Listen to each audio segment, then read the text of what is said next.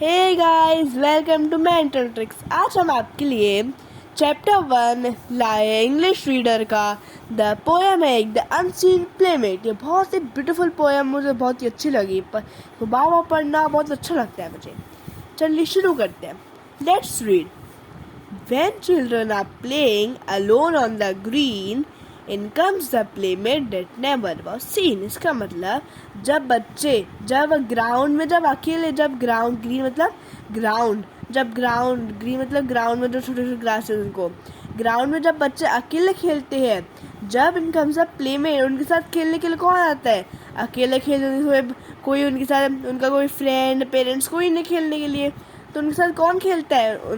उनके साथ आता है प्लेमेट खेलना। प्लेमेट मतलब जैसे क्लासमेट होता है आपका, क्लास का दोस्त, ऐसी प्लेमेट होता है। प्ले मतलब प्लेमेट मतलब खेलने के लिए दोस्त। जब कोई अकेला होता है, जब कोई नहीं रहता, जब उसको बोलते हैं प्लेमेट। जैसे हमने कोई भी चीज़ रख दी, जैसे पेंसिल, तो पेंसिल हमें पेंसिल होती है, जैसे हम पेंसिल से लिखते हो तो पेंसिल हम कभी पेंसिल से खेलने लग जाते हैं, अकेले होते हैं, जैसे वो हमारी प्लेमेट है।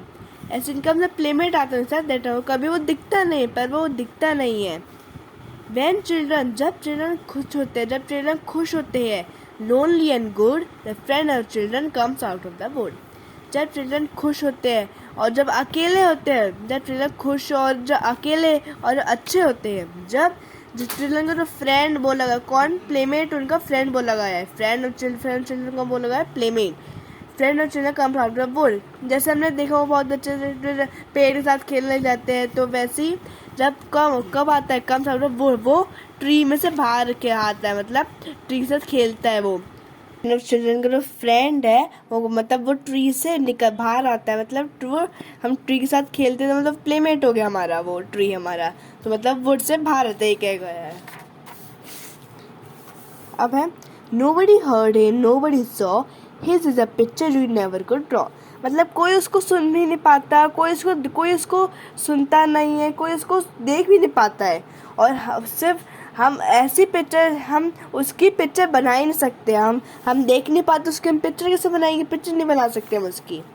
But he is sure to be present abroad और at home and children are happy and playing alone. पर ये हमें पक्का पता है कि वो है, पर वो हमें पक्का पता है या तो वो अब्रॉड मतलब देश से बाहर, या तो अब्रॉड या फिर घर पे है, पर वो कहीं तो जब चिल्ड्रन खुश होते हैं और अकेले खेलते हैं, जब होता है He lies in the laurels, he runs on the grass, he sings when it tingle the musical glass। अब laurels का मतलब होता है ट्रीज होते हैं ना, उन ट्रीज होते हैं स्मॉल ट्रीज, वो शाइनी लीव्स होती है उनकी, तो स्मॉल ट्रीज के अंदर वो कहाँ रहता है? स्मॉल ट्रीज के अंदर रहता है, और वो भागता है ग्रास में। जैसे हम भागते हैं तो ऐसा लगता है कि किसी के साथ रेस लगा रहे हैं, तो वो कौन है? वो प्लेमेट होता है वो हमारा। वो रक्स में वो रस ग्रास में भागता है वो। और म्यूजिकल ग्लास में क्या है? मतलब गिटार। जब हम गिटार की जो टिंकल म्यूजिकल ग्लास वो गिटार जब हम बजाते हैं तो वो गाना गाता है। Whenever you are happy and cannot tell why, the friend of children is sure to be by। जब तुम खुश होते हैं, जब तुम बता नहीं पाते तुम क्यों खुश है, चिल्ड्रन शॉर्ट उस टाइम जरूर रहता है तुम्हारा फ्रेंड चिल्ड्रन का। He loves to be little, he hates to be big, 'tis he that inhabits the caves that you dig। उसको छोटा रहना बहुत पसंद है, मतलब वो चाहता है कि मैं छोटा ही रहूं हमेशा, और वो हेट करता है तो वो बड़ा होना हेट करता है, वो बड़ा होने के लिए वो ताकि मैं बड़ा हो ही नहीं। 'tis he that inhabits the caves that you dig।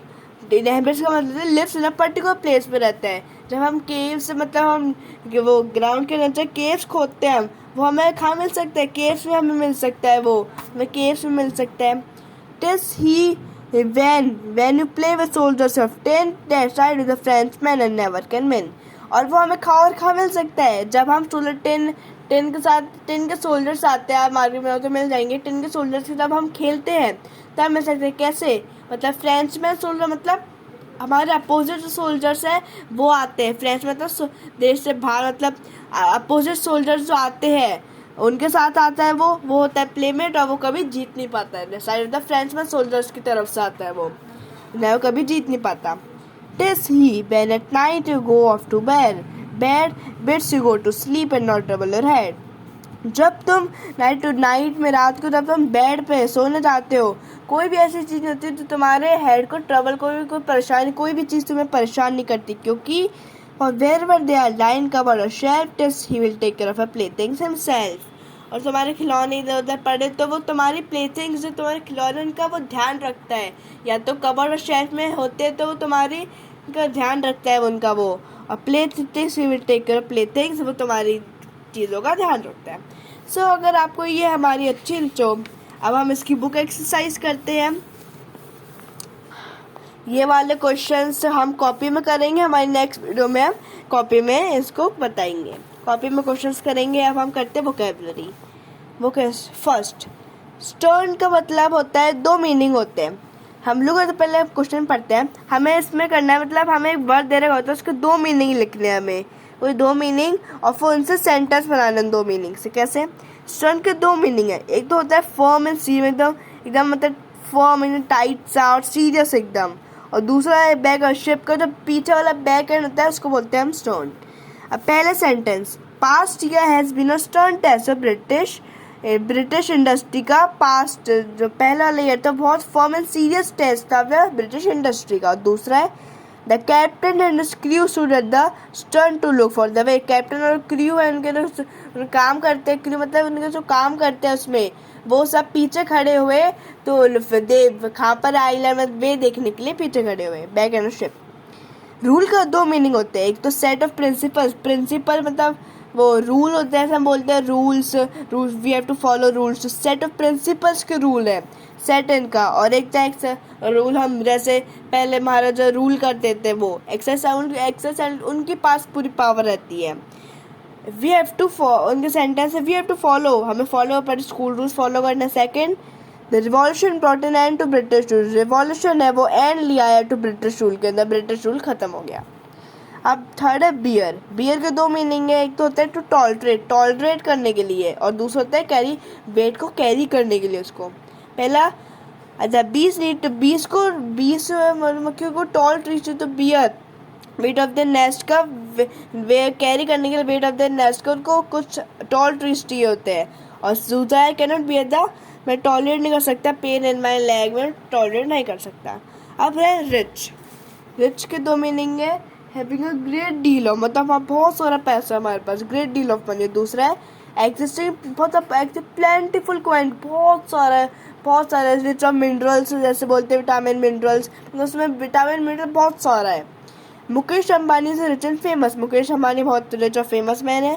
और रिच फ्लोरा फाउना मतलब एनिमल्स और प्लांट्स होते हैं, फाउना ऑफ द फॉरेस्ट का इज फेमस, पूरे वर्ल्ड में फेमस है। अब है फिफ्थ है रोज, रोज का होता है प्रिकली, एक तो होता है रोज प्लांट, प्रिकली बुश होती है, श्रब होता है मतलब फ्रेगनेंट खुशबू वाले फ्लावर्स, और एक होता है हमने पढ़ा है ना राइस, उसका पास फॉर्म होता है रोज।